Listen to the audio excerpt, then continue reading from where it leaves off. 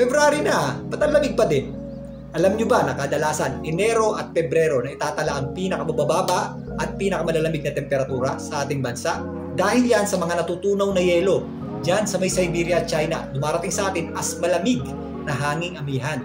So narito ang pinakamababang temperaturang naitala sa ating bansa sa ating kasaysayan since nagsimula ang record keeping. So ang ating pinakamababang temperaturang naitala sa ating bansa ay noong January 18, 1961. Yan po ay naitala sa Pag-asa Station sa may Baguio City na umabot sa 6.3 degrees Celsius lamang na lamig ng temperatura.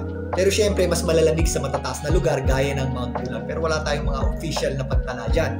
So ito pong ating pinag-uusapan ay naitala mula sa mga calibrated o standardized thermometer na naaayon sa WMO o World Meteorological Organization. So magpapatuloy ang malamig na panahon ngayong buwan ng Pebrero, lalong-lalo na kapag merong bugso yung ating amihan o northeast monsoon. Pero kasabay ng paghina ng amihan sa buwan ng Marso, unti-unti na rin natin mararanasan ang pag-alinsangan muli ng panahon. Kaya namnamin na natin at sulitin ang malamig na panahon ngayong buwan ng Pebrero.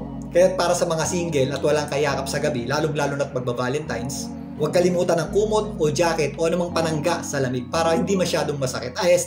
Para makaiwas sa sakit at hindi masyadong malamigan. Sa susunod, kikwento ko sa inyo kung bakit imposible o hindi magkakasnow dito sa Pilipinas. Muli, ito po ang inyong weather tito, Alvin Pura, para sa Philippine Weather Trivia.